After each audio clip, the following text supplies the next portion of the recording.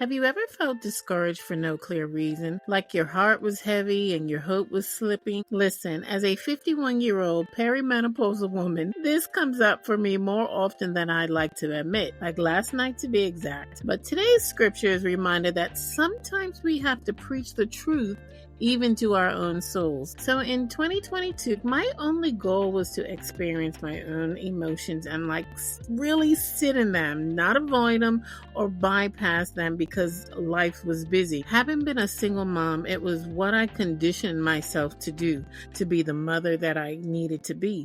There was no time for self-reflection or pity parties. Like when life started happening, I just rolled on and did whatever I had to do.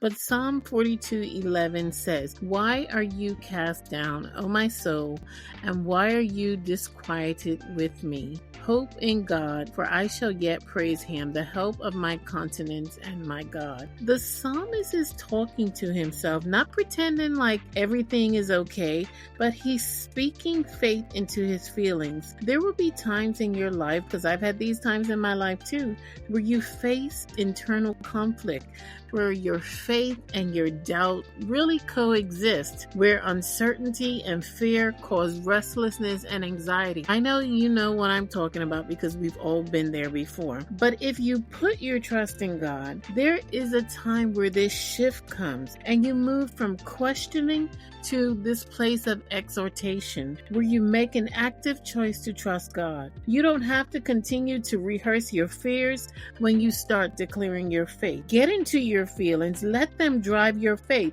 Your feelings don't have the final say, but they actually help you to understand your circumstance. And when you understand your circumstances, you're able to take it to God and release the discourage and the pain and put your hope and trust back in God. I'll see you tomorrow for another 1 Minute on Purpose.